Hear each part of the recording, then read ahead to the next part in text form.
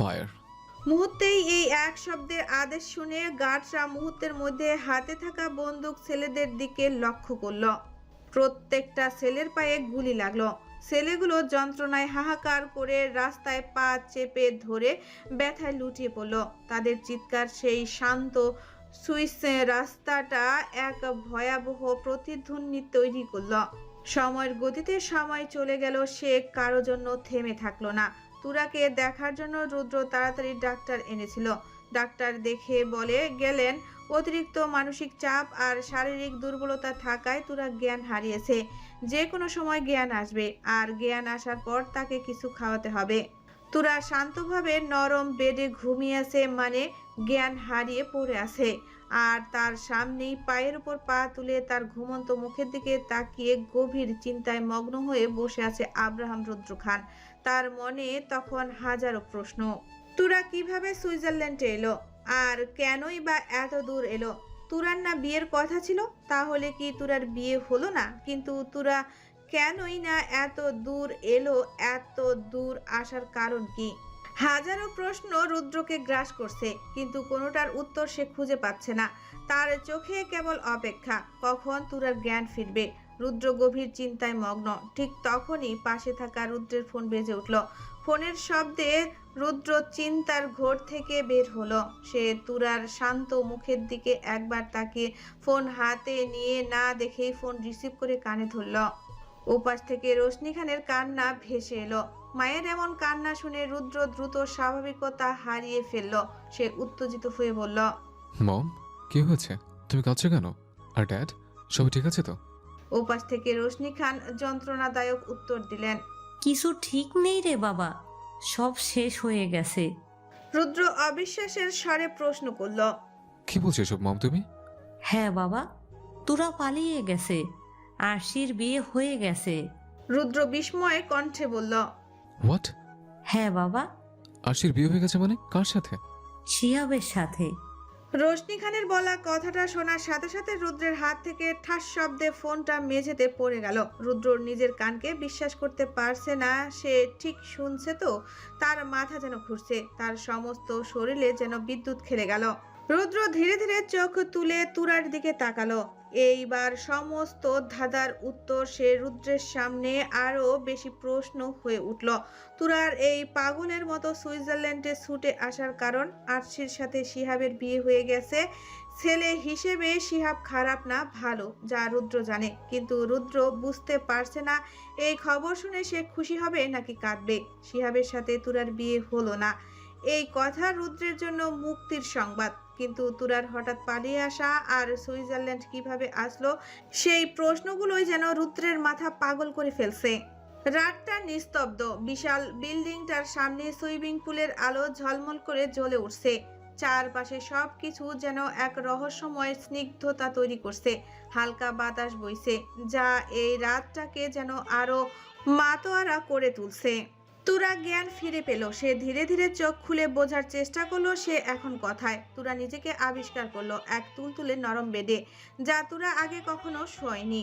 তুরা বিস্ময়ে বেডে উঠে বসে চারিদিকে তাকালো। তার চোখ যেন বিস্ফোরিত। মনে হচ্ছে সে যেন স্বপ্নের কোনো রাজপ্রাসাদের ঘরে বসে আছে। রুমটা এত সুন্দর, এত পরিপাটি, আর দামি বিদেশি জিনিসপত্রে সাজানো, যা দেখে তুরা কথা বলার ভাষা হারিয়ে ফেলেছে। ঘরের প্রতিটা কোণ যেন বিলাসিতা আর রুচির পরিচয় বহন করছে। হঠাৎ তুরার রুদ্রের কথা মনে হলো। সে এখন তাহলে রুদ্রের কাছে আছে। রুদ্র কি তাকে নিয়ে এসেছে? এই চিন্তাটা মাথায় আসতেই তুরা বেড থেকে নামতে গেল, কিন্তু শরীর অনেক দুর্বল লাগছিল। আর মাথা ঘুরে পড়ে যেতে নিলে সে আবার বেডে বসে পড়ল। শরীরটা খুবই দুর্বল লাগছে, গলা শুকিয়ে কাঠ হয়ে গেছে। তুরা আশেপাশে তাকালো। হঠাৎ তুরার চোখ আটকে গেল একটা দেওয়ালে ঝোলানো ছবির দিকে। ছবিটি দেখে তুরার অজান্তেই শরীর দুর্বলের কথা ভুলে গেল। সে কোনো রকম এগিয়ে গেল সেই ছবির কাছে। ছবিটা রুদ্রের হাতে সিগারেট নিয়ে সেই ছবি তুলছে। রুদ্রকে অনেক কিউট লাগছে, যা দেখে তুরা অজান্তেই হেসে উঠল। আর নিশ্চিত হলো সে এখন রুদ্রের কাছে আছে। আর এটাই ভাবতেই তুরার মন খুশিতে ভরে উঠল। অবশেষে সে পেয়েছে রুদ্রের কাছে আসতে। তুরা রুদ্রের ছবির দিকে তন্ময় হয়ে তাকিয়ে আছে। আনন্দে হাতটা এগিয়ে নিয়ে সে সেই ছবিটা স্পর্শ করলো। আর হঠাৎ কিছু একটা শব্দ পেয়ে তুরা চমকে উঠে ঘাড় ঘুরিয়ে তাকিয়ে দেখলো রুদ্র ওয়াশরুমে ছিল এবং সেখান থেকে বেরিয়ে এসে দেখলো তুরা তার ছবি দেখছে। দুজনের চোখাচোখি হতেই স্থির হয়ে গেল। রুদ্রকে দেখে তুরার হৃৎস্পন্দন কেঁপে উঠল, বুক কাঁপছে, হার্টবিট বাড়ছে। তুরা লজ্জায় মাথা নিচু করে ফেলল। রুদ্র তুরাকে মাথা নিচু করতে দেখে লম্বা শ্বাস নিল। সে কথা না বাড়িয়ে সোজা শীতল কণ্ঠে প্রশ্ন করল, কি খাবি বল। আচমকা রুদ্রের মুখ থেকে খাওয়ার কথা শুনে তুরা অবাক হয়ে আবার রুদ্রের দিকে তাকালো। এইভাবে তাকাচ্ছিস কেন? কি খাবি বল। তুরা আমতা করে অনেক কষ্টে উত্তরে বলল, ভাত খাবো। তুরার এই উত্তর শুনে রুদ্র আর কিছু না বলে হাতের ফোনটি নিয়ে ঘর থেকে বেরিয়ে গেল। তার স্থির মুখ দেখে বোঝার উপায় নেই যে সে ভেতরে কতটা চিন্তিত। বেশ কিছুক্ষণের মধ্যে অনেক আইটেম হাজির হলো তুরার সামনে, সাথে হালকা ভাতও আছে। সবই রুদ্র অর্ডার দিয়ে নিয়ে আসলো। তুরা এত খাবার দেখে বিস্ময়ে চোখ কপালে তুলে ফেলল। এত খাবার কেন? রুদ্র সেই মুহূর্তে দরজার বাহিরে কাউকে কল করার জন্য দরজা দিয়ে বেরিয়ে যাচ্ছিল। তুরার কথায় আবার উল্টো ঘুরে শান্ত কণ্ঠে বলল, এগুলো তুই সব খাবি, তারপর আমি তোর কাছ থেকে অনেকগুলো ইন্টারভিউ নেব। সব প্রশ্নের উত্তর সঠিক এবং সত্যি বলবি। কথাটা বলেই রুদ্র ফোন কানে ধরে ঘর থেকে বেরিয়ে গেল। রুদ্রের এই অস্বাভাবিক আচরণে তুরা বিস্ময়ে তার চলে যাওয়ার দিকে তাকিয়ে থাকলো। তার কাছ থেকে আবার কিসের ইন্টারভিউ নিবে এসব চিন্তা তুরার মাথায় ঘুরতে থাকলো। তুরা এত কিছু না ভেবে পেটে তীব্র ক্ষুধা থাকায় সামান্য খাবার খেয়ে নিল। খালি প্লেট এবং শারীরিক দুর্বলতা থাকায় সে বেশি একটু খেতে পারল না, তবে স্বাদটুকু তাকে শান্তি দিল। খাওয়া শেষ হতেই রুদ্র আবার রুমে প্রবেশ করলো। তার সাথে একজন বিদেশি কাজের মহিলা ছিল। রুদ্র সংক্ষেপে সব খাবারের জিনিস সেই মহিলাটিকে নিয়ে যেতে বলল, আর মহিলাটি রুদ্রের কথা মতো দ্রুত সব কিছু নিয়ে চলে গেল। রুদ্র বুকে হাত ভাঁজ করে চোখ বন্ধ করে তুরার দিকে স্থির রেখে শান্ত কঠিন কণ্ঠে প্রশ্ন করলো তুরাকে। কেন এসছিস? রুদ্রের এই প্রশ্নে তুরা সামান্য কেঁপে উঠল। তুরা মাথা নিচু করে সোজা সাপটা দ্বিধাগ্রস্ত করে বলল, জানি না। তুরা সত্যিটা রুদ্রকে বলতে পারছে না, কেমন জানি ভয় লাগছে তার। তুরার এই উত্তর শুনে রুদ্র বিরক্তি স্বরে বলল, জানিস না মানে? তুই সুইজারল্যান্ডে এসে পড়েছিস, কথাটা কি তোর কাছে সাধারণ মনে হচ্ছে? ওয়েট, তুই আসলে কিভাবে? তোর কাছে পাসপোর্ট ভিসা আছে? তুরা নাজুকভাবে না সূচক মাথা নাড়ল। এইবার রুদ্রের চোখ কপালে উঠে গেল। পাসপোর্ট ভিসা ছাড়া তুরা বিদেশি দেশে এসেছে, কথাটা কোনোভাবেই স্বাভাবিক না। রুদ্র তীক্ষ্ণভাবে রেগে গিয়ে বলল, পাসপোর্ট ভিসা ছাড়া মানে? তার মানে তুই এমনি এসেছিস? তুরা রুদ্রের কথায় লজ্জা ও ভয়ে মাথা নিচু করে হ্যাঁ সূচক মাথা নাড়ল। রুদ্র সাথে সাথে রেগে উঠল। রাগে রুদ্র তুরাকে থাপ্পড় মারতে গেল, কিন্তু রুদ্রের হাত শূন্যে থেমে গেল। কারণ রুদ্র যেই তুরাকে মারতে নিবে, সাথে সাথে তুরা রুদ্রকে শক্ত করে জড়িয়ে ধরল। রুদ্র একদম স্থির হয়ে গেল। তাদের দুজনের বুকের হার্টবিট এত জোরে বাজছে যে মনে হচ্ছে বাইরের কেউ শুনতে পারবে। সেই আলিঙ্গন ছিল ভয়ের, আনন্দের এবং চরম শান্তির। তুরার এই আকস্মিক কাজে রুদ্র কথা বলার ভাষা হারিয়ে ফেলল। এতক্ষণ তুরার উপর যে রাগটা ছিল সেটা যেন এক মধুময় পরিণতিতে পরিণত হলো। আচমকা তুরা ফুপিয়ে কেঁদে উঠল। তুরার এই কান্না শুনে রুদ্র যেন অস্থির হয়ে উঠল।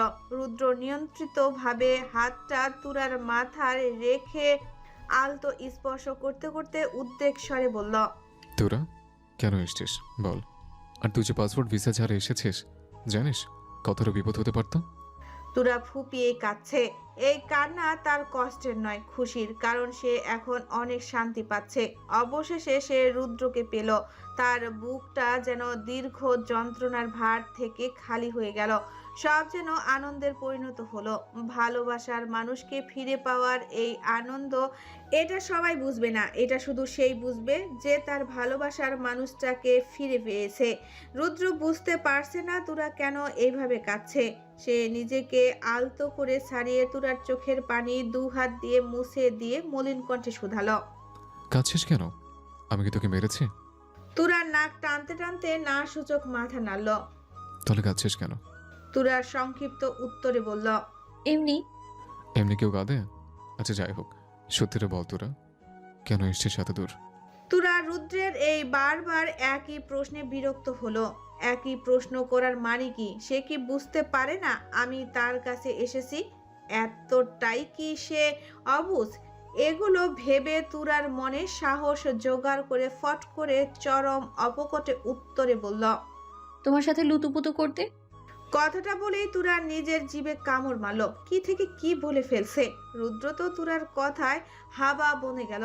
রুদ্রের চোখে বিস্ময়, অবিশ্বাস। রুদ্র কিছু বোঝার আগেই তুরা কথা ঘুরিয়ে রুদ্রের উদ্দেশ্যে অগোছালো ভাবে বলল, মানে বলছিলাম কি, রুদ্র ভাইয়া, আপনার ওয়াশরুমটা কোন দিকে যেন?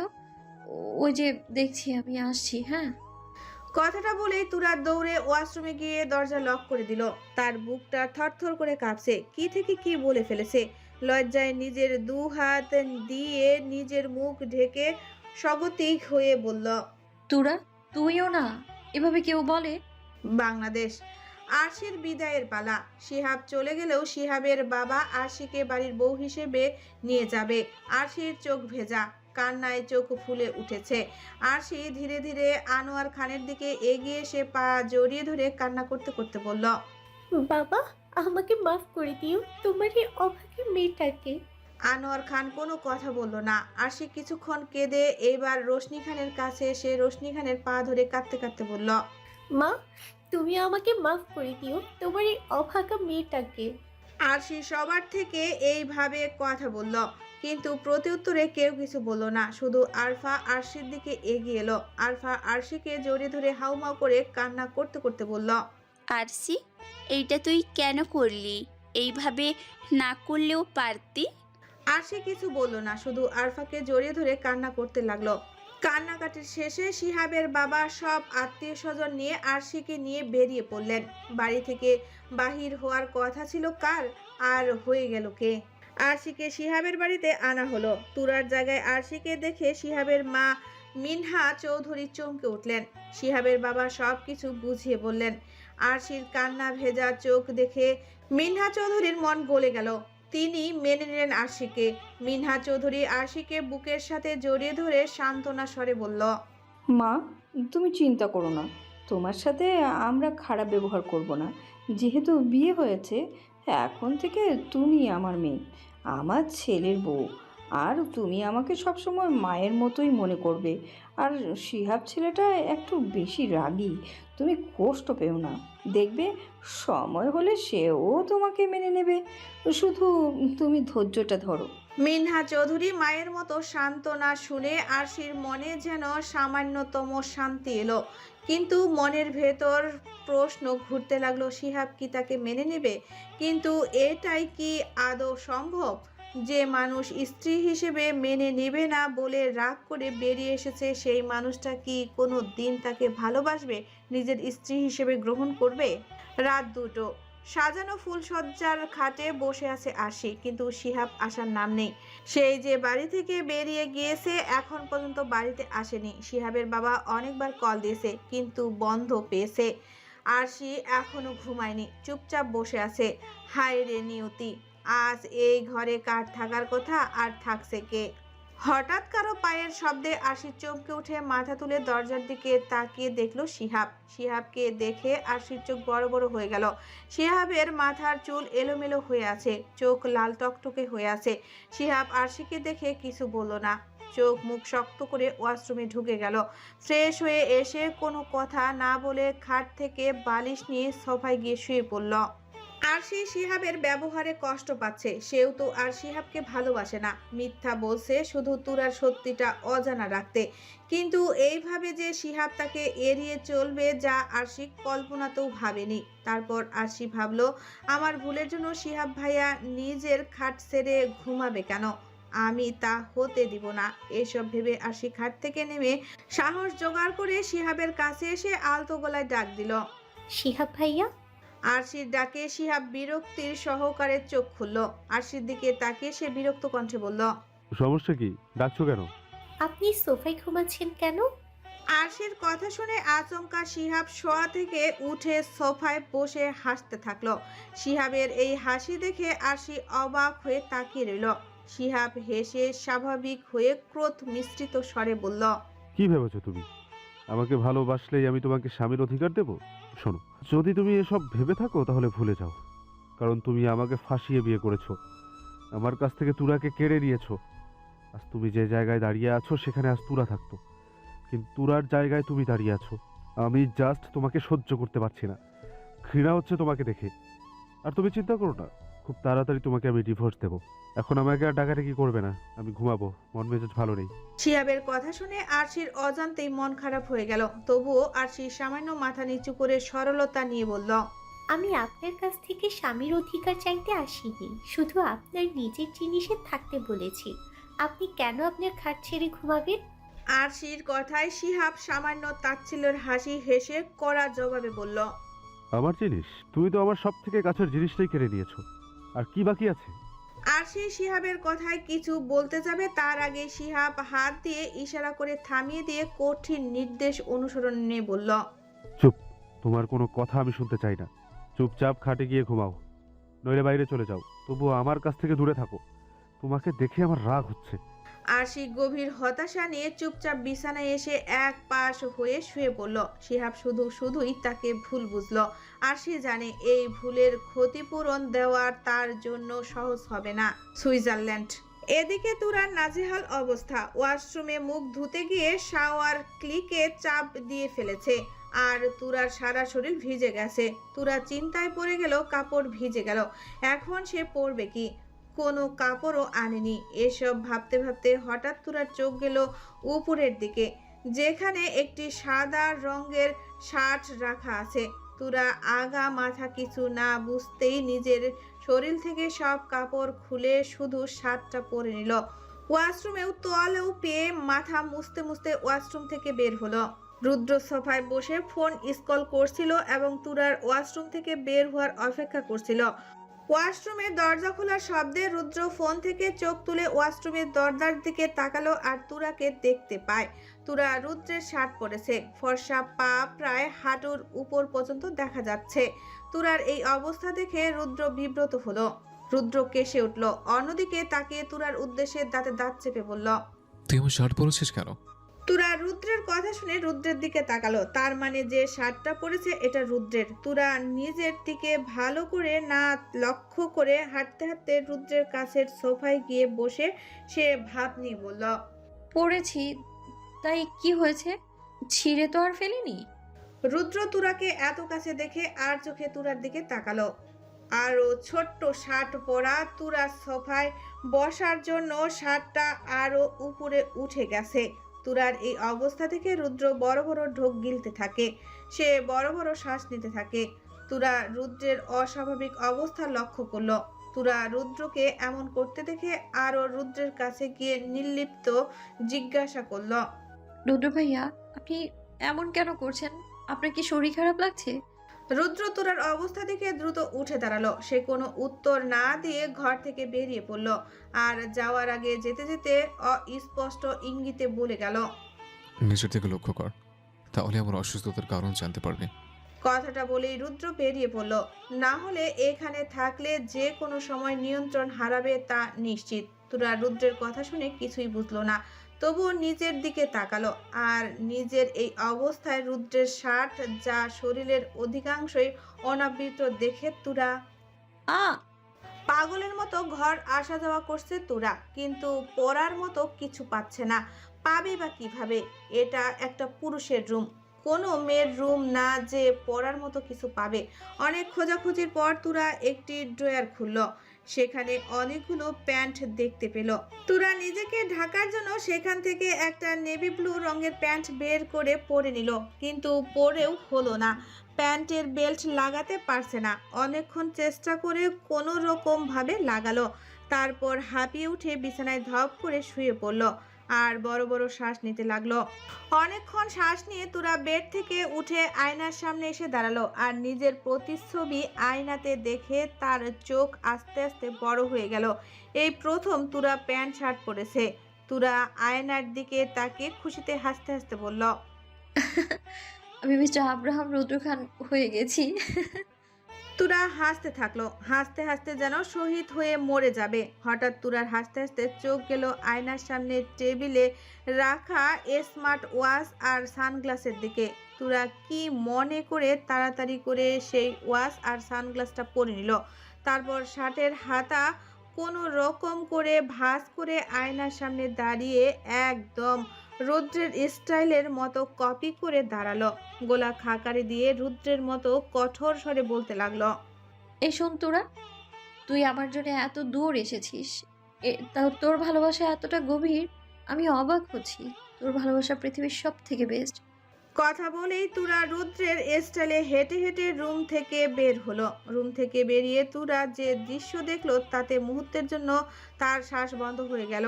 সে যেন পৃথিবী ছেড়ে স্বর্গের কোনো উদ্যানে পা রেখেছে। চারিদিকে আলো ঝলমল করছে, স্নিগ্ধ নির্মল বাতাসে ভেসে আসছে। সামনেই রয়েছে বিশাল কাচের জানালা ভেদ করে দেখা যাওয়া একটি বিশাল সুইমিং পুল। পুলের নীল জল আলো প্রতিফলিত হয়ে যেন হীরা খচিত হয়ে আছে। পুলের ঠিক পাশে সাদা পাথরের চিকন পথ চলে গেছে নানান রঙের ফুলের বাগানের দিকে। সেই বাগানটি যেন কোনো চিত্রকরের তুলি থেকে উঠে এসেছে। সূর্যমুখী, গোলাপ, টিউলিপ, অসংখ্য অচেনা বিদেশি ফুল চারপাশে সুগন্ধিময় হয়ে আছে। ফুলের মাঝে মাঝে যত্ন করে ছাটা সবুজ ঘাস গালিচার মতো বেছানো। বাগানে ছাড়িয়ে চোখ গেলে দেখা যায় পিছনের আফলোস পর্বতমালার বরফের ঢাকা ধূসর চূড়াগুলির রাতের আকাশ ছুঁয়ে আছে। বাগান ও সুইমিং পুলের এক কোণে রয়েছে কাঠের তৈরি একটি ছোট সেতু। তার নিচ দিয়ে কৃত্রিম ঝর্ণার জল মৃদু শব্দে বইছে, যা এক শান্তিদায়ক সুর তৈরি করছে। সেই শব্দে মনের ভেতরের সব অস্থিরতা যেন দূর হয়ে যায়। রৌদ্রের রুচি ও ঐশ্বর্য এই বাড়ির প্রতিটি কোণে যেন কথা বলছে। তুরা এক মুগ্ধ চাহনি নিয়ে দাঁড়িয়ে রইল, ভুলে গেল যে সে এখন পুরুষের পোশাক পরে আছে। এই অসাধারণ সৌন্দর্য তার মনে নতুন করে আশা ও স্বপ্ন জাগিয়ে তুলল। তুরা কথা বলার ভাষা হারিয়ে ফেলেছে। রুদ্র এত সুন্দর জায়গাতে থাকে যেটা স্বপ্নেও ভাবতে অবাক লাগবে। তুরার সামনে সিঁড়ি দেখতে পেল। তুরা আস্তে আস্তে সিঁড়ির দিকে এগিয়ে এসে ধীরে ধীরে সিঁড়ি দিয়ে নামলো। তুরা চারিদিকে তাকিয়ে থাকলো, কিন্তু রুদ্রকে কোথাও দেখতে পেল না। তুরা ভাবলো রুদ্র আবার কোথায় গেল। তুরার ভাবনার মাঝেই সুইমিং পুল থেকে ঝাপ্পাস করে শব্দ হলো। তুরা আচমকা এমন শব্দে চমকে উঠে ভয়ে দু হাত দিয়ে চোখ বন্ধ করে চিৎকার মারল। পানির তল থেকে বেরিয়ে এলো আব্রাহাম রুদ্র খান, যে একটু আগে তুরাকে দেখে নিজেকে সামলাতে হিমশিম খাচ্ছিল। বাইরে এসেও কেমন অস্থির লাগছিল, তাই এক প্রকার শার্ট খুলে ছুঁড়ে মেরে ঝাঁপ দিয়ে সুইমিং পুলে নেমেছিল। তুরার চিৎকারে গেটের বাইরে দাঁড়িয়ে থাকা গার্ডরা দৌড়ে এলো।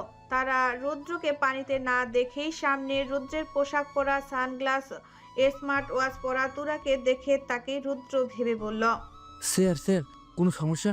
পরক্ষণে গার্ডদের চোখ গেল তুরার লম্বা চুলের দিকে। গার্ডরা ভাবলো তাদের স্যারের আবার এত বড় চুল কবে হলো। তারা হতভম্ব হয়ে তুরার উদ্দেশ্যে কাঁপা কাঁপা গলায় বলল, স্যার আপনার চুল কবে এত বড় হলো?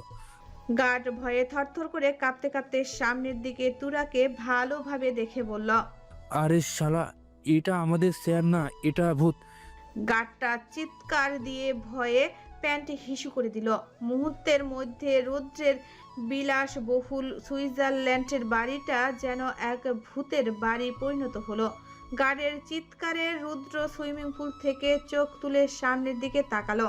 তুরার চিৎকার শুনতে না পারলেও গার্ডদের চিৎকার রুদ্র স্পষ্ট শুনতে পেল। রুদ্রের হঠাৎ চোখ গেল তুরার দিকে, যে তখনও 2 হাত দিয়ে মুখ ঢেকে আছে। রুদ্র সুইমিং পুল থেকে উঠতে নিবে তার আগেই সব গার্ড দৌড়ে ভয়ে ঝাঁপ দিল সুইমিং পুলে। গার্ডরা রুদ্রকে সুইমিং পুলে দেখে হতভম্ব। একজন গার্ড কাঁপতে কাঁপতে রুদ্রের উদ্দেশ্যে বলল, স্যার আপনি এখানে, তাহলে ওইখানে ওইটাকে? রুদ্র গার্ডদের উদ্দেশ্যে দাঁতে দাঁত চেপে বলল, ওইটা আমি না, ওইটা আমার হার্টবিট। কথাটা বলেই রুদ্র সুইমিং পুলের গ্রিল ধরে এক লাফে উঠে পড়ল।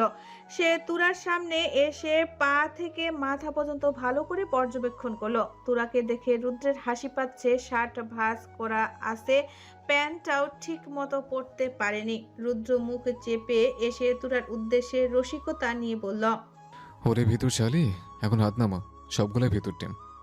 রুদ্রের ডাকেও তুরার কোনো সাড়া নেই। রুদ্র তুরাকে হাত সরাতে না দেখে আবার একটু জোরে উদ্বেগ স্বরে ডাক দিল, তোরা, তুই ঠিক আছিস তো? কথাটা বলেই রুদ্র তুরার শরীরে হালকা ঝাঁকি দিল, আর তুরা আচমকা হুঁশ থেকে ফিরে এলো। হ্যাঁ হ্যাঁ, ভূত ভূত ভূত ভূত মামা। কথাটা বলেই তুরা ভয়ে রুদ্রকে শক্ত করে জড়িয়ে ধরল। তুরা ভয়ে নিজের হুঁশ হারিয়ে বরফের মতো দাঁড়িয়েছিল, যেন তার মনোযোগ ওখানেই ছিল না, অন্য কোথাও ছিল। রুদ্রের ঝাঁকুনিতে তুরার হুঁশ ফিরল, আর ভয়ে সে রুদ্রকে জড়িয়ে ধরল। তুরার স্পর্শে রুদ্রের হৃৎস্পন্দন কেঁপে উঠল, তার শরীরে অদ্ভুত শিহরণ বয়ে যাচ্ছে। রুদ্রের ভেজা চুলের পানি তুরার মুখ শরীরে পড়ে শার্ট ভিজে যাচ্ছে, আর তুরা বারবার কেঁপে উঠছে। সেই ভেজা উষ্ণতা অনুভব করতেই রুদ্রের ঘোর লাগছে। আচমকা রুদ্র দাঁতে দাঁত চেপে নিজেকে সামলে নিল। সে তুরাকে পাজা কোলে তুলে নিয়ে উত্তেজনা স্বরে বলল, দাঁড়া, তুই আমাকে কন্ট্রোলেস করতে চাস তাই না? দেখাচ্ছি মজা তোকে আমি। কথাটা বলে রুদ্র তুরাকে কোলে নিয়ে সিঁড়ি বেয়ে রুমে এসে পড়ল। রুদ্রের এরকম কাজে তুরা হতভম্ব। রুদ্র তুরাকে বিছানায় এনে শুয়ে দিল, তারপর নিজের পরনে থাকা প্যান্ট বেল্ট খুলে তুরার 2 হাত বিছানার মাঝখানে বেঁধে দিল। তুরা বুঝতে পারছে না রুদ্র এমন করছে কেন, কোনো খারাপ কিছু করবে নাকি। ভাবতেই তুরার রুহ কেঁপে উঠল। ভয়ে সে বড় বড় ঢোক গিলতে লাগলো, কিন্তু তুরাকে অবাক করে দিয়ে রুদ্র তোয়ালে কাঁধে নিয়ে তুরার উদ্দেশ্যে বলল, আর একটু সাউন্ড না করে চুপচাপ ঘুমাবি, আমি ফ্রেশ হয়ে এসে অন্য রুমে যাচ্ছি। কথাটা বলে রুদ্র টি শার্ট ও ট্রাউজার নিয়ে ওয়াশরুমে ঢুকে গেল, আর তুরা স্বস্তির নিঃশ্বাস নিতে শুরু করলো। শুধু শুধু রুদ্রকে ভুল বুঝেছে এসব ভাবতেই তুরা নিজের জিভে নিজেই কামড় দিল। বেশ কিছুক্ষণ পর রুদ্র ফ্রেশ হয়ে বের হলো। তোয়ালে দিয়ে চুল মুছতে মুছতে সে দেখলো তুরা এখনো চোখ বড় বড় করে চেয়ে আছে। অনিদ্রায় রেশ যেন তার চোখে স্পষ্ট। রুদ্র শান্ত কণ্ঠে তুরার দিকে তাকিয়ে বলল, তুই এখনো ঘুমাসনি? রুদ্রের কণ্ঠ শুনে তুরা রুদ্রের দিকে তাকিয়ে আমতা আমতা করে বলল, না, হ্যাঁ ভাইয়া ঘুমাচ্ছি এই যে। কথাটা বলেই তুরা তাড়াতাড়ি চোখ বন্ধ করলো। রুদ্র দীর্ঘশ্বাস ফেলে তোয়ালে রেখে রুম থেকে ধীরে ধীরে যেতে নিবে তার আগেই তুরা চটজলদি এক চোখ খুলে রুদ্রকে যেতে দেখে সামান্য ভয় মেশানো চিৎকার দিয়ে বলল, রুদ্র ভাইয়া, আপনি কোথায় যাচ্ছেন? তুরার আকুতি ভীতু কণ্ঠস্বর রুদ্রের পা থমকে গেল। সে দীর্ঘশ্বাসে চেপে চোখ মুখ শক্ত করে এক প্রকার বিরক্তি নিয়ে তুরার দিকে তাকিয়ে তির্যক স্বরে বলল, কোথায় যাচ্ছে? নৃত্য করতে যাচ্ছে, যাবি আমার সাথে? রুদ্রের এমন তেতো কথা শুনে তুরার মুখ চুপসে গেল। সে মন খারাপ করে ফেলল। তুরার মুখের বিষণ্ণ অবস্থা দেখে রুদ্রর গাল ফুলিয়ে শ্বাস নিয়ে বিরক্তির দমন করে নরম স্বরে বলল, আমি অন্য রুমে যাচ্ছি, তুই ঘুমা, এখানে কেউ আসবে না। তুরা মাথা নিচু করে ভীতু অনুরোধ স্বরে বলল, আমার ভয় করছে এখানে, অন্য দেশ তো, তাই কেমন যেন লাগছে, প্লিজ যাবেন না। রুদ্র তুরার কথা শুনে চিন্তিত হয়ে পড়ল। এই তুরা আসলে এসেছে কিসের জন্য? ওকে জ্বালাতে নাকি অন্য কোনো কারণ আছে? এসব চিন্তা রুদ্রের মাথায় ঘুরতে লাগলো। সে অস্বস্তি ও যুক্তির স্বর মিশিয়ে বলল, তোরা দেখ, একটা ছেলে আর একটা মেয়ে একই রুমে থাকতে পারে না, আর যারা থাকে তারা স্বামী স্ত্রী। আমরা কিন্তু স্বামী স্ত্রী নই, তাহলে আমাদের থাকা ঠিক হবে না। তাছাড়াও তুই আমার সম্পর্কে জানিস, আমি থাকলে তোর মনে ভয় থাকতে পারে। এসব যদি আমি তো উল্টাপাল্টা কিছু। বাকিটুকু বলতে না দিয়ে তুরা তাড়াতাড়ি ঝড়ের গতিতে দৃঢ় প্রত্যয়ের স্বরে বলে ফেলল, আমার বিশ্বাস আছে আপনার উপর। আপনি কোনো খারাপ কিছু করবেন না। আগের সেই রুদ্র ভাইয়া আর এখনকার রুদ্রের অনেক পার্থক্য। তুরার অটল বিশ্বাস দেখে রুদ্র এক মুহূর্তের জন্য থমকে গেল। যেই তুরা তাকে একদিন খারাপ বলে দাবি করেছিল, আজ সেই তুরা তাকে এই কথা বলছে। রুদ্র যেন সম্পূর্ণ নতুন এক তুরাকে দেখছে। রুদ্রের অবিশ্বাস ও মুগ্ধতা তার চোখে। রুদ্রকে এইভাবে স্থির হয়ে তাকিয়ে থাকতে দেখে তুরা ছলছল চোখে নরম ও জিজ্ঞাসা ভরা স্বরে রুদ্রের দিকে তাকিয়ে বলল, কি হলো ভাইয়া? এভাবে তাকিয়ে আছেন কেন? তুরার কথায় রুদ্রের অস্থির অবশেষে থমকে গেল। তার চোখ থেকে মুগ্ধতার ঘোর আর অবিশ্বাস কাটল। মুখে এক গভীর প্রশান্তি ফুটে উঠল। রুদ্রের অস্থির এবার স্নেহ মাখানো বিস্ময় সত্তা যোগ করে শোনালো, কিছু না, এমনি। আচ্ছা তুই ঘুমা, আমি রুমে আছি, ভয় পাওয়ার কিছু নেই। তুরার চোখের পাতা কেঁপে উঠে আবার বলল, সত্যি তো? রুদ্র মাথা ঝাঁকিয়ে আশ্বাস দিল। সত্যি। রুদ্র আলতো হাতে তুরার বাঁধা হাত দুটো মুক্ত করে দিল। এরপর সাদা নরম তুলতুলে কম্বল দিয়ে তুরাকে যত্ন ও মায়াময়ে ঢেকে দিল। আর তুরা যেন এক পলক আশ্রয় খুঁজে পেল। সে নিশ্চিন্তে সমস্ত চিন্তা ভুলে চোখ বন্ধ করল। সারাদিনের ধকল, ভয় এবং আবেগের তীব্র ক্লান্তিতে তুরার ঘুম মুহূর্তেই চলে এলো। রুদ্র এক দৃষ্টিতে তুরার নিষ্প্রাণ ঘুমন্ত মুখের দিকে তাকিয়ে রইল। বাচ্চাদের মতো ঘুমিয়ে থাকা তুরাকে দেখতে কি অসাধারণ মায়াবী। রুদ্র মনে মনে স্বীকার করলো এই মুখের গভীর মায়া থেকে নিজেকে মুক্ত করা অসম্ভব। ঠিক রুদ্রও পড়েছে এই মুখের মায়ায়। রুদ্র তুরার পাশে ঝুঁকে বসলো। আলতো হাতে নিবিড় ভালোবাসায় সে তুরার কপালে ও মাথায় হাত বুলিয়ে দিল। কিছুক্ষণ পর কানে কানে গোপন ফিসফিস করে ধীরে ও গভীর স্বরে রুদ্র বলল, আমি জানি না তোরা তুই আসলে কেন এসেছিস, কিন্তু তুই যে এসেছিস আর আমাকে এভাবে নিয়ন্ত্রণের সীমা পার করে জ্বালাচ্ছিস, পরে কি আমি তোকে সহজে যেতে দেব? কোনোভাবেই না। আমাকে পাগল করার আগে একটু ভালোভাবে ভেবে নিস, কারণ আমি একবার খেপে গেলে তুই নিজেকে সামলাতে সত্যিই হিমশিম খাবি। কথাটা বলেই রুদ্র দীর্ঘশ্বাস নিল, যেন অনেক কষ্ট করে নিজেকে সামলাতে পারল। সে বালিশ নিয়ে সোফায় শুয়ে পড়ল। আর কিছুক্ষণের মধ্যে রুদ্রের চোখেও ক্লান্তির ঘুম নেমে এলো। সুইজারল্যান্ডের সেই বিশাল বহুল রুমে এখন দুজনেই শান্তির ঘুমে বিভোর। বাংলাদেশ। পরের দিন সকালে খানবাড়ির কারো মনে শান্তি না থাকলেও তারা শান্তির জোগাড় করার চেষ্টা করছে। আজকে সকালে শিহাবের বাসায় যাবে। তারা ভাবছে যতই হোক তাদের বিয়ে হয়েছে, যদি শিহাবের পরিবার মেনে নিতে পারে তাহলে খানবাড়ির পরিবার কেন আশিকে মেনে নিতে পারবে না। এসব ভেবে সকলে নিজেকে শান্ত রাখছে, কিন্তু তুরার কথা মনে পড়তেই সবার চোখ অশ্রুতে ভিজে উঠছে। আশিক খানের মনে একটুকু শান্তি নেই। মেয়েটার জীবন নষ্ট হয়ে গেল। এসব ভাবতেই আশিক খানের চোখ বারবার অশ্রুতে ভরে উঠছে। আশিক খান রুমে বসে ফোনে তার কলিজার টুকরো মেয়েটার দিকে তাকিয়ে আছেন। সেই তুরার হাসি, সেই তুরার মায়াবী মুখ। ঠিকই সেই মুহূর্তে তনুজা খান রুমে প্রবেশ করলেন। নিজের স্বামীকে এইভাবে বিষণ্ণ হয়ে বসে থাকতে দেখে নরম স্বরে বললেন, সে কি, আপনি এখনো রেডি হননি? বড় ভাই তো রেডি হয়েছেন, সকলে রেডি? তনুজা খানের কথা শুনে আশিক খান চোখ থেকে চশমাটা খুলে চোখের পানি মুছে ভারী কণ্ঠে বললেন, না আর কি, ভালো লাগছিল না তাই। আচ্ছা তুমি রেডি হয়েছো? তনুজা খান স্বামীর অবস্থা বুঝে পাশে বসে কাঁধে হাত দিয়ে স্নেহ ভরা কণ্ঠে বললেন, কষ্ট হচ্ছে? চিন্তা করবেন না, আমাদের মেয়ে যেখানে আছে ভালোই আছে, আল্লাহ তার সাথে আছেন, কোনো খারাপ কিছু হবে না। তনুজা খানের কথা শুনে আশিক খান যেন একটু সামান্যতম ভরসা পেলেন। তিনি মাথা ঝাঁকিয়ে সম্মতি জানালেন। তিথি কালো রঙের শাড়ি পরেছে, আরফা নীল রঙের শাড়ি পরেছে।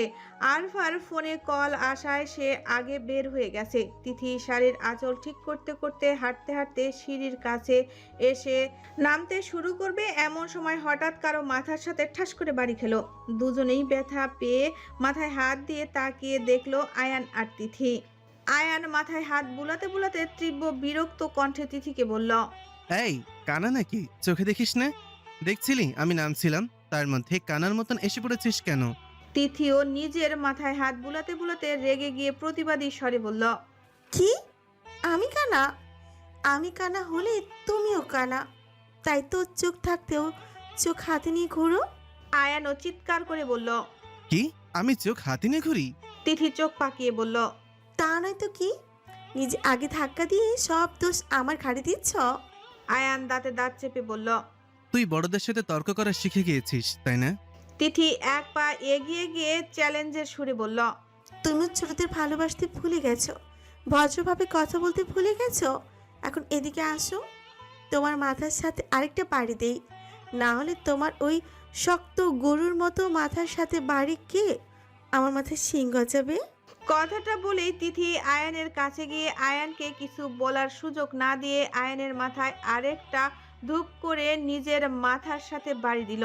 তিথি সাথে সাথে মাথা বুলাতে বুলাতে শাড়ি ধরে দৌড়ে সিঁড়ি বেয়ে নেমে চলে গেল।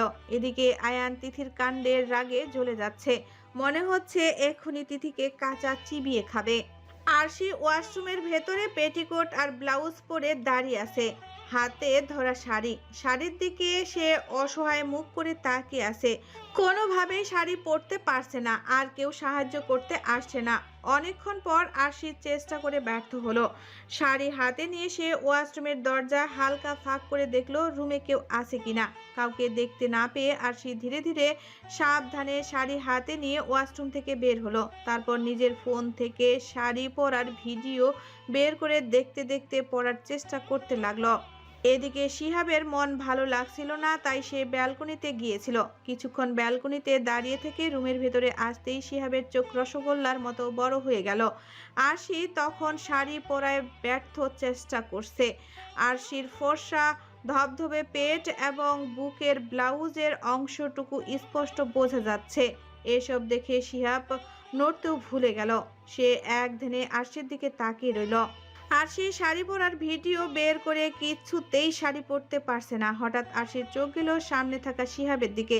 দেখলো শিহাব তার দিকেই ড্যাব ড্যাব করে তাকিয়ে আছে। আরশি প্রথমত কিছু বুঝলো না এইভাবে তাকিয়ে আছে কেন। পরক্ষণে আরশির চোখ গেল নিজের দিকে। একবার নিজের দিকে তাকিয়ে তারপর শিহাবের দিকে তাকিয়ে দেখলো শিহাব তার পেটের দিকেই তাকিয়ে আছে। আরশির ভয়ে চমকে গেল, শাড়ি হাত থেকে ফসকে ফ্লোরে পড়ে গেল আর দিল এক তীব্র চিৎকার। আরশির তীব্র চিৎকারে শিহাবের হুঁশ ফিরে এলো। সে দেখলো আরশির অবস্থা আরো উলঙ্গ, শাড়ি মেঝেতে পড়ে আছে। এসব দৃশ্য দেখে শিহাব গলায় বড় বড় ঢোক গিলতে গিলতে দ্রুত এক ধাক্কায় উল্টে গিয়ে ঘুরে দাঁড়ালো। তীব্র বিরক্তি ও বিব্রত কণ্ঠে বলল, এই তুমি এমন বেহায়ার মতো দাঁড়িয়ে আছো কেন? লজ্জা করছে না? শিহাবের কঠোর কথায় আরশিও রেগে সব কিছু ভুলে গেল। সে প্রতিবাদী ও ক্ষুব্ধ স্বরে বলল, কি? আমি বেহায়া? আমি যদি বেহায়া হই তাহলে আপনিও লুচু ব্যাটা। কিভাবে আমার পেটের দিকে তাকিয়েছিলেন দেখে মনে হচ্ছিল এখনই আমার পেটটা খেয়ে ফেলবেন। আরশির এমন কথায় শিহাবের রাগ চরম পর্যায়ে পৌঁছালো। সে দাঁত কিরমির করতে করতে কঠোর ও ক্রুদ্ধ স্বরে বলল, কি বললে? আমি লুচু? শোনো, যদি লুচু হতাম তাহলে এখনো ভার্জিন থাকতাম না। কালকে রাতে যা করা হয় সব করে ফেলতাম। শিহাবের কথায় আরশি তাচ্ছিলের হাসি হেসে মুখ ভেঙচি দিয়ে বলল, আসছে আমার সাধু লোক, জানা আছে কেমন আপনি, তাই তো কিছুক্ষণ আগে অসভ্য পুরুষের মতো তাকিয়েছিলেন। আরশির পাল্টা জবাবে শিহাব দাঁতে দাঁত চেপে বলল, আমি কি আর জানতাম তুমি এইভাবে শাড়ি ছাড়া বেহায়া নির্লজ্জ মেয়ের মতো দাঁড়িয়ে থাকবে? আরশিও শিহাবের চূড়ান্ত জবাবে আঁচলের অভাব ভুলতে না পেরে ক্ষোভে বলল, আমি কি আর জানতাম হুট করে আপনি এসে সব লজ্জা শরম খেয়ে আমার দিকে তাকিয়ে থাকবেন। আরশিকে এভাবে তর্ক করতে দেখে শিহাবের রাগে ইচ্ছে করছে যেন এই মুহূর্তে দুটো থাপ্পড় দেয় আরশির গালে। কোনো রকম রাগ নিয়ন্ত্রণ করে সে চাপা কঠিন স্বরে বলল, এখন নির্লজ্জ মেয়ের মতো দাঁড়িয়ে আমার সাথে তর্ক না করে শাড়ি পরো। শিহাবের কথায় আরশি তাড়াতাড়ি মেঝে থেকে শাড়ি তুলে নিল, কিন্তু শাড়ি পরার কৌশল জানা না থাকায় সে আবারও অসহায় মুখ করে দাঁড়িয়ে রইল। শিহাব আরশির কোনো সাড়া না পেয়ে এবার প্রশ্নাত্মক স্বরে বলল, কি হলো? আমি কি বলছি? আরশির চোখ ছোট ছোট করে আমতা আমতা করে বলল, আসলে আমি শাড়ি পরতে জানি না। শিহাব তাচ্ছিলের হাসি হেসে বলল, তা জানবা কিভাবে? জানার তো কথা শুধু কাউকে ফাঁসিয়ে বিয়ে করতে হয়। আরশি বিরক্ত হয়ে বলল, দেখেন আপনি কিন্তু আমার সাথে ঝগড়া করছেন। শিহাব উদাসীন ভাব কণ্ঠে বলল। তোমার যেটা মনে হয়, আই ডোন্ট কেয়ার। আরশি হতাশা নিয়ে বলল। এইভাবে ঝগড়া না করে প্লিজ একটু বাইরে গিয়ে কাউকে ডেকে পাঠান। শিহাবের রাগ আরো বেড়ে গেল। সে দাঁতে দাঁত চেপে বলল। হোয়াট? কি? সিরিয়াসলি? আমাকে কি তোমার চাকর মনে হয় যে আমি নিচে গিয়ে তোমার আদেশ মতো পালন করব? শিহাবকে এইভাবে চাপা অসহযোগিতা করতে দেখে আরশির ভীষণ রাগ হচ্ছে। ইচ্ছে করছে শিহাবের চুল সব টেনে হিসড়ে ছিঁড়তে। হুট করে আরশি কি থেকে কি ভেবে বলে ফেলল। না, আপনি কাজের লোক না, আপনি আমার স্বামী আর আমি আপনার স্ত্রী। আর একজন স্বামী তার স্ত্রীকে সাহায্য করবে, এটাই বড় কথা। এখন আপনি আসেন আর আমাকে শাড়ি পরিয়ে দেন। শেষের লাইনটুকু বলেই আরশি লজ্জায় নিজের জিভে নিজেই কামড় দিল। কি থেকে কি বলে ফেলল ভাবতেই আরশি শাড়ি নিয়ে এক দৌড়ে আবার ওয়াশরুমে গিয়ে দরজা লক করে দিল। এদিকে আরশির অপ্রত্যাশিত দাবি শুনে শিহাব হতভম্ব। আরশি তাকে স্বামী চোখে দেখছে কথাটা ভাবতেই শিহাবের রাগ চড়ে গেল। সে তীব্র রাগে সামনের দিকে ঘুরে যেই কিছু বলতে নিবে দেখে আরশি নেই। ওয়াশরুমের দরজার দিকে তাকিয়ে দেখে ভেতর থেকে লক করা। তার মানে আরশি ভেতরে চলে গেছে। শিহাব চাপা রাগ নিয়ে ভারী দীর্ঘশ্বাস ফেলল। অসহায় ক্রোধে সে রুম থেকে দ্রুত বাহির হয়ে গেল। সুইজারল্যান্ডের রাত শেষ, সকাল নেমেছে। রুমের কাচের জানালা ভেদ করে হিমশীতল কিন্তু স্নিগ্ধ বাতাস ভেতরে প্রবেশ করছে। বাহিরের পরিবেশ এখন গভীর নীরবতা ভেঙে প্রাণ ফিরে পাচ্ছে। দিগন্তের আফলোস পর্বতমালার চূড়াগুলো ভোরের কোমল সোনালি আলোয় ঝলমল করছে। চূড়ার বরফেরা সেই আলোয় যেন হীরা খচিত।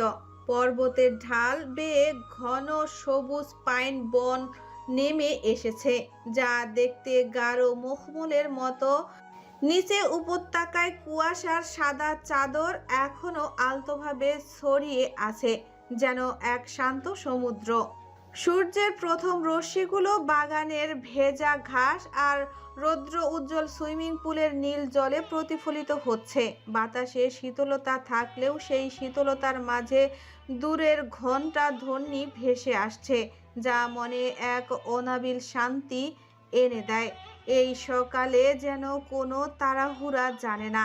এটি পরিষ্কার, শান্ত এবং মনোমুগ্ধকর। এই পরিবেশই যেন নতুন আশা নিয়ে দিন শুরু হয়। ভোরের সোনালি নরম রোদ, হালকা কাঠের সুগন্ধ আর তাজা ফুলের মিলেমিশে এক মিষ্টি বাতাস কাচের জানালা ভেদ করে ঘরে প্রবেশ করছিল। সেই স্নিগ্ধ স্পর্শে তুরার শান্ত ঘুম ভেঙে গেল। তুরা বেড থেকে উঠে আলসে ঝেড়ে লম্বা হাই তুলে কোমরে হাত রেখে শরীরটা হালকা স্ট্রেচ করে নিল। তখনই তার চোখ গেল রুমে রাখা বিলাসবহুল সোফায় শুয়ে থাকা রুদ্রের দিকে। রুদ্র কত শান্ত, কত শিশুর মতো করে ঘুমাচ্ছে। তার শক্ত রুক্ষ মুখোশটি যেন ঘুমের আবরণে ভেঙে পড়ছে। ঘুমন্ত অবস্থায় রুদ্রকে দেখলে মনে হয় সে যেন এই পৃথিবীর কেউ নয়, কোথাও লুকিয়ে থাকা এক অপেক্ষী রাজপুত্র। হালকা বাতাসে রুদ্রের সেই কালো সিল্কি চুলগুলো আলতোভাবে নড়ছে, কপালের উপর এসে পড়ছে। রুদ্রকে দেখে তুরার মুখে নিকোসলুস মধুর হাসি ফুটল। তুরা নিজের অজান্তেই রুদ্রের ঘুমন্ত মায়াময় মুখের দিকে তাকিয়ে রইল। তার কণ্ঠস্বর নেমে এলো গভীর ভালোবাসার ফিসফিসানিতে। আমি জানি রুদ্র, আপনি অসাধারণভাবে পাল্টে গেছেন। আপনার ভেতরের মানুষটা এখন অনেক নরম। সত্যি বলতে আমি নিজেও জানি না কখন সেই ঘৃণার প্রাচীর ভেঙে এত গোপনে, এত গভীরে আপনাকে ভালোবেসে ফেললাম। তুরা কথাটা শেষ করে বেড থেকে নেমে একদম রুদ্রের কাছে এসে দাঁড়ালো। সে একধানে রুদ্রের দিকে তাকিয়ে রইল, যেন পৃথিবীর সমস্ত আকর্ষণ এই মুখেই জমা। কেন জানি চোখ ফেরাতে ইচ্ছে করছে না। রুদ্রের সেই হালকা উড়ন্ত চুলগুলো তুরার একটু ছুঁয়ে দিতে ইচ্ছে করলো। তুরা নিজেকে আর দমাতে না পেরে অতি সন্তর্পণে রুদ্রের চুলের ভেতরে নিজের আঙ্গুল প্রবেশ করিয়ে দিল। রুদ্রের হালকা নড়ে চড়ে উঠল। তুরা ভয়ে চমকে উঠে সঙ্গে সঙ্গে হাত সরিয়ে মুখ ঢেকে ফেলল। কিছুক্ষণ পর আঙ্গুল ফাঁক করে দেখে রুদ্র এখনো শান্তিতে ঘুমিয়ে আছে, উঠেনি। তুরা মুখ থেকে হাত ছড়ালো। সাহস সঞ্চার করে রুদ্রের গালে টুপস করে নিজের অজান্তেই এক গভীর চুমু খেলো, তারপর ভালোবাসার ভরা ফিসফিসানিতে কানে কানে বলল, ভালোবাসি আপনাকে, বুঝেছেন? তাই আপনার ভালোবাসার টানেই চলে এসেছি এত দূর। কথাটা বলেই তুরা লজ্জায় লাল হয়ে গেল। সে তাড়াতাড়ি উঠে ওয়াশরুমে ঢুকে পড়ল এবং দরজা বন্ধ করে দিল। তুরা ওয়াশরুমে চলে যেতেই রুদ্র ফট করে চোখ খুলে ফেলল। সে মোটেও ঘুমায়নি, জেগেই ছিল। আসলে তুরার আগে রুদ্রের ঘুম ভেঙে গিয়েছিল। রুদ্র এমনি চোখ বন্ধ করেছিল। এতক্ষণ তুরার কাণ্ড আর তার ভালোবাসার স্বীকারোক্তি শোনার পরই রুদ্র দ্রুত সোফায় উঠে বসল। সে নিজের কানে আঙ্গুল দিয়ে 2-3 বার পরিষ্কার করলো, চোখ 2-3 বার হাত দিয়ে কষলে দেখলো, অর্থাৎ তুরা যা বলল সে ঠিক শুনছে তো ভুল শুনেনি তো। সে কি সত্যি দেখছে নাকি স্বপ্ন? রুদ্র হাতে জোরে চিমটি কাটলো, তীব্র ব্যথা পেল। তার মানে এটা স্বপ্ন নয়, সত্যি। সে যা শুনছে সব সত্যি। আর তুরা তাকে ভালোবাসে, তার জন্যই এত দূর এসেছে। কথাটা মনে হতেই রুদ্রের মুখে অজান্তেই এক বিজয়ী হাসি ফুটল। সোফায় থাকা বালিশটা হাতে নিয়ে চেপে ধরে সে উত্তেজিত কণ্ঠে হাসতে হাসতে বলল, তো ম্যাডাম, এই জন্য আসা? আমার পাগলা ভালোবাসার টানে চলে এসছেন? কোনো সমস্যা নেই, এখন আপনাকেই সামলাতে হবে এই পাগলটাকে, খেলাতে হবে। এখন পেয়েছি আপনাকে। আর তোর এই মুখ দিয়ে যেহেতু একবার বলেছেন ভালোবাসে, সেই মুহূর্ত থেকে আপনি পুরো আমার হয়ে গেছেন। এখন আপনি চাইলেও আমি আপনাকে ছাড়বো না। রুদ্রের চোখে মুখে এখন প্রেমের তীব্র অধিকার আর খেলার আনন্দ ঝরে পড়ছে। রুদ্র বালিশটা বুকে চেপে ধরে বিজয়ী হাসি বজায় রেখে দৃঢ় ও কৃতজ্ঞতাপূর্ণ স্বরে কথাগুলো শেষ করল। তবে আপনি যতদিন না নিজের মুখ থেকে পুরোপুরি আমার সামনে ভালোবাসে কথাটা না বলছেন, ততদিন আপনাকে আমার পাগলামি সহ্য করতে হবে না। আপনি আমাকে একদম স্বাভাবিক পাবেন, অর্থাৎ স্বীকার করার পর তখন দেখবেন ভালোবাসার পাগল কাকে বলে। মিস তুরা খান। রুদ্রের চোখ দুটো গভীর অঙ্গীকারে চকচক করে উঠল। তার গলার শেষ অংশটুকু ছিল একাধারে ঘোষণা এবং অধিকার বোধের প্রকাশ। রুদ্র গভীর ভাবনায় মগ্ন, তার চোখে এখন তুরার স্বীকারোক্তি মিশ্রণ। ঠিক তখনই রুদ্রের ফোন বেজে উঠল। রুদ্র চিন্তা থেকে বেরিয়ে ফোনটি হাতে নিয়ে দেখল অফিস থেকে কল এসেছে। রুদ্র দীর্ঘশ্বাস ফেলে ফোনটা রিসিভ করে কানে ধরে বলল, হেই হের মুলার। খান সাহেব, আজ সকাল 10টার মিটিং প্রস্তুত, সবাই আপনার জন্য অপেক্ষা করছে। আমাকে দুঃখের সাথে জানাতে হচ্ছে মিটিংটা বাতিল করতে হচ্ছে। সবাইকে বলুন আমি আজ অংশগ্রহণ করতে পারছি না। কিন্তু খান সাহেব, এটা বিনিয়োগকারীদের সাথে খুবই গুরুত্বপূর্ণ মিটিং, আমি তাদের কি বলবো? বলুন আমার অত্যন্ত গুরুত্বপূর্ণ পারিবারিক কাজ আছে, সব কালকের জন্য পিছিয়ে দিন, এটা আমার নির্দেশ। বুঝেছি খান সাহেব, ব্যবস্থা করা হচ্ছে। রুদ্র ফোনটা রেখে দিল। এখন তার কাছে সবচেয়ে গুরুত্বপূর্ণ কাজ হলো তুরাকে ওয়াশরুম থেকে বের করা। অনেকক্ষণ অপেক্ষা করার পর যখন তুরা ওয়াশরুম থেকে বের হচ্ছিল না, তখন রুদ্র ধৈর্য হারিয়ে ওয়াশরুমের দরজার কাছে এগিয়ে এলো। সে ঠক ঠক শব্দ করে কড়া নেড়ে বলল, তুরা, তুই কি শুনতে পাচ্ছিস? বের হ, এতক্ষণ ধরে ওয়াশরুমে কি করছিস? এদিকে ভেতরে তুরার অবস্থা খুবই খারাপ। বিদেশি জিনিস কোনোটাই সে ঠিক মতো ব্যবহার করতে পারছে না। সে ভুল করে আবারও শাওয়ারে ক্লিক চাপ দিয়েছে আর সারা শরীর ভিজে লেপ্টে গেছে। লজ্জায় ভেতর থেকে বের হতেও পারছে না। হঠাৎ রুদ্রের ডাকে তুরা চমকে উঠে ভয়ে ভয়ে অসহায় স্বরে বলল, রুদ্র ভাইয়া, আমি আবার ভিজে গেছি, কোনো কাপড় নেই আমার।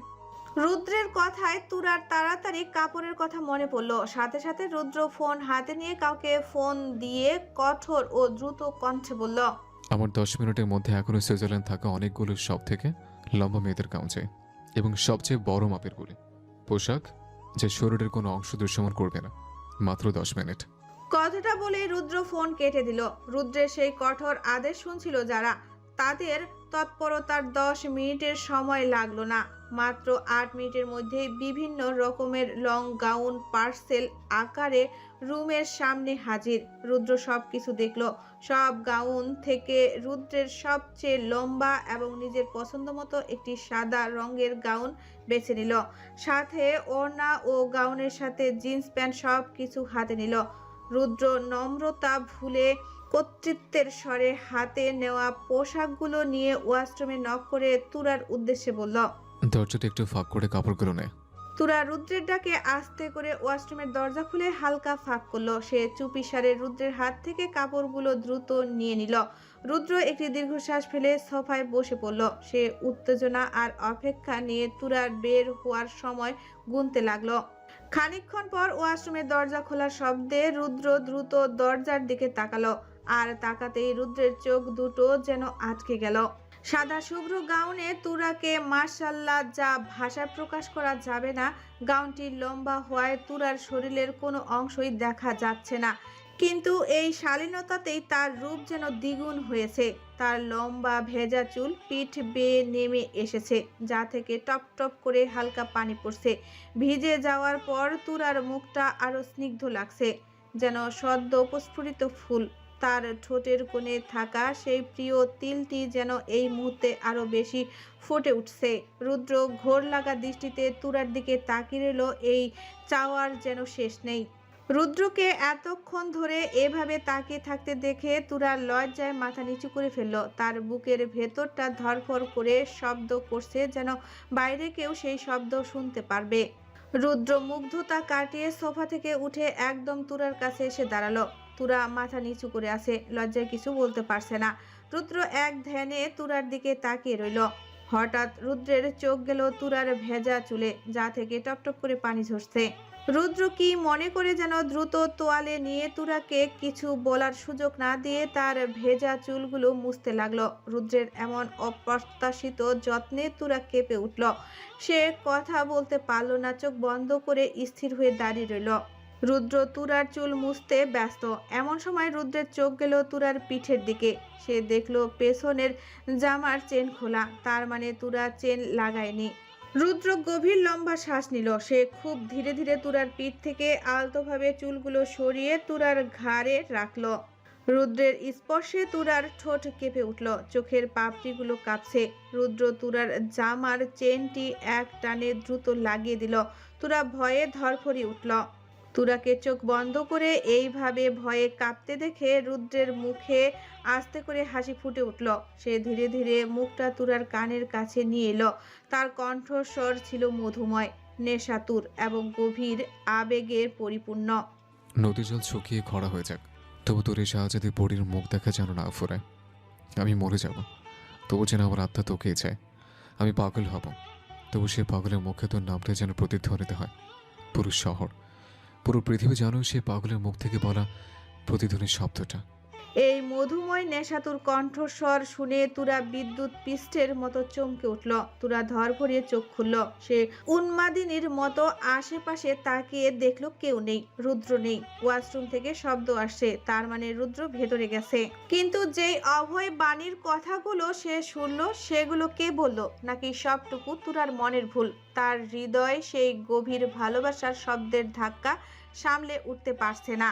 পরক্ষণেই তুরা ব্যাপারটা নিজের মনের ভুল ভেবে উড়িয়ে দিল। সে নিজেকে শান্ত করে আয়নার সামনে দাঁড়ালো। দামি বিদেশি সাদা গাউনে নিজেকে দেখে তুরা অবাক। সত্যি অপূর্ব সুন্দর লাগছে, যা তুরা নিজেকে নিজেই দেখে মুগ্ধ হলো। তার মানে রুদ্র তখন মুগ্ধ হয়ে ওইভাবে তাকিয়েছিল। এই গভীর প্রশংসা তার প্রাপ্য। কথাটা ভাবতেই তুরার মুখে লজ্জার এক মিষ্টি হাসি ফুটে উঠল।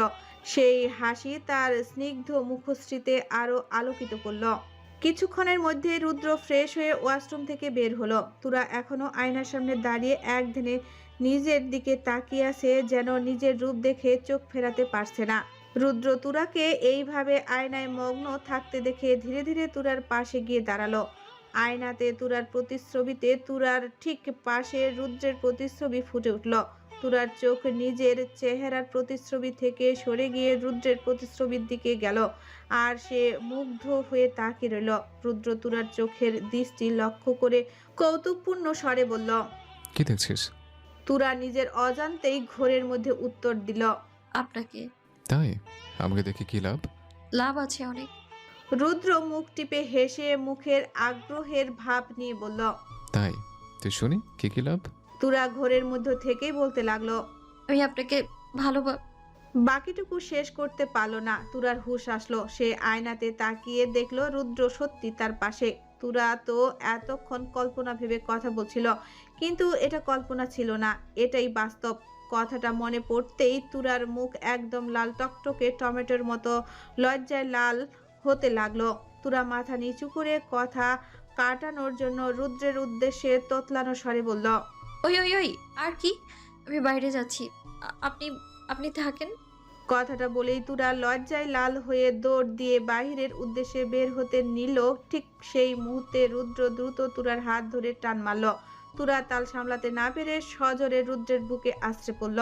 রুদ্রের এমন কাজে তুরা থরথর করে কাঁপতে লাগলো। তার বুকের ভেতরের সেই শয়তানি হার্টবিটটা আবার জোরে ধুকভুক করা শুরু করলো। হঠাৎ তুরা অন্য একটি ধুকভুকানির শব্দ শুনতে পেল। রুদ্রের বুক থেকেও কেমন যেন ধুকভুকানির শব্দ আসছে, যেন রুদ্রের হৃদয়ের হৃৎস্পন্দনও কাঁপছে। তুরা কিছু একটা সাহস সঞ্চার করে রুদ্রের দিকে তাকালো। দেখলো রুদ্রও পলকহীন ভাবে তারই দিকে তাকিয়ে আছে। তুরাও এক ধ্যানে রুদ্রের দিকে তাকিয়ে রইল। সেই মুহূর্তে যেন এই বিশাল বহুল রুমের মধ্যে শুধু দুজন মানুষই বর্তমান। তারা মুখে একটি শব্দ উচ্চারণ করলো না, চোখের গভীর দৃষ্টি দিয়েই যেন নিজেদের ভালোবাসা ও আবেগের তোলপাড় প্রকাশ করছে। বাংলাদেশ। পুরো বাড়ি খুঁজেও একটা মানুষও খুঁজে পাচ্ছে না শিহাব। সবাই মেহমান আপ্যায়ন আর অন্যান্য কাজে ব্যস্ত দেখাচ্ছে। শিহাব বুঝতে পারছে না এখন আরশিকে কে শাড়ি পরিয়ে দিবে। সবাই তো অতিথি আপ্যায়ন করতে ব্যস্ত। শিহাব মুখে হতাশা আর রাগ নিয়ে রুমে ফিরে এলো। আর রুমে ঢুকেই শিহাবের মুখের রাগ মুহূর্তেই হাসি হয়ে ফুটে উঠল। শিহাব হো হো করে জোরে হেসে দিল। সামনে আরশি কোনো রকম শাড়ি পরেছে, কিন্তু কুচিগুলো দিয়েছে অস্বাভাবিকভাবে লম্বা। তাকে দেখে একদম কারেন্টের দাঁড়িয়ে থাকা লম্বা খুঁটির মতো লাগছে, যা দেখে শিহাব নিজের হাসি আর ধরে রাখতে পারল না। কারো হাসির স্বর শুনে আরশি ঘাড় ঘুরিয়ে তাকিয়ে দেখে শিহাব, আর তারই দিকে তাকিয়ে হাসছে। শিহাবকে এভাবে তাকিয়ে হাসতে দেখে আরশি অবাক হয়ে জিজ্ঞাসা করল, কি ব্যাপার, এভাবে হাসছেন কেন? কিন্তু শিহাব কোনো উত্তর দিল না। সে শুধু হাসতেই লাগলো। আরশি এইভাবে হাসতে দেখে বিরক্ত হয়ে বলল, আজব তো, আপনি এভাবে হাসছেন কেন? তবু শিহাব কোনো উত্তর দিল না। আরশি এবার রাগে কাঁপতে কাঁপতে আশেপাশে কিছু খুঁজতে লাগলো। সে আয়নার সামনে রাখা তোয়ালেটা নিয়ে রাগে ছুঁড়ে মারল শিহাবের মুখে, আর একদম লক্ষ্য মতো শিহাবের মুখে গিয়ে তোয়ালেটা পড়ল। শিহাবের সঙ্গে সঙ্গে হুঁশ আসলো। সে মুহূর্তেই তোয়ালেটা মুখের থেকে সরিয়ে আরশির উদ্দেশ্যে রাগ মিশ্রিত কণ্ঠে বলল, আমার উপর রাগ না দেখিয়ে একবার নিজেকে দেখো, কিভাবে শাড়ি পরেছো। হাঁটতে গেলেই তোমার শাড়ির কুচি খুলে পড়ে যাবে। আরশির বেজায় রাগ হলো শিহাবের কথা শুনে। সে সাহায্য চেয়েও কোনো সাহায্য পেল না। উল্টো সে এত কষ্ট করে শাড়ি পরেছে, আর শিহাব বলছে হাঁটতে গেলে শাড়ির কুচি খুলে পড়ে যাবে। কথাটা মনে হতেই আরশি উত্তেজিত রাগ নিয়ে বলল, কচু, আমি শাড়ির কুচি ভালো করে দিয়েছি, খুলবেন না, আপনার চোখই অন্ধ। কথাটা বলে আরশি জেদের বসে হাঁটতে লাগলো। মাত্র কয়েক কদম পা দিতেই সত্যি সত্যি কুচিটা পড়ে গেল। কুচিগুলো ফরফর করে খুলে গেল। শিহাব আরশির অবস্থা দেখে হাসতে নিবে, কিন্তু সেই মুহূর্তে আরশি খুলে যাওয়া শাড়িতে পা লাগায় আরশিও একদম পড়ে যেতে নিল। শিহাব আর হাসির সুযোগ না নিয়ে দ্রুত এগিয়ে এসে আরশির কোমর চেপে ধরে ফেলল। আরশি ভয়ে চোখ বন্ধ করে শিহাবের টি শার্ট খামচে ধরল। আরশির অসহায় বন্ধ মুখের দিকে তাকিয়ে শিহাবের অদ্ভুত এক ঘোর লেগে গেল। শিহাব এক দৃষ্টিতে আরশির বন্ধ নিষ্প্রাণ চোখের দিকে তাকিয়ে রইল। তার চোখ এখন আরশির ভেজা চুল বা খুলে যাওয়া শাড়ির দিকে নয়, বরং সেই গভীর অব্যক্ত ভয়ের দিকে, যা আরশির অধরের কম্পনে ধরা পড়েছে।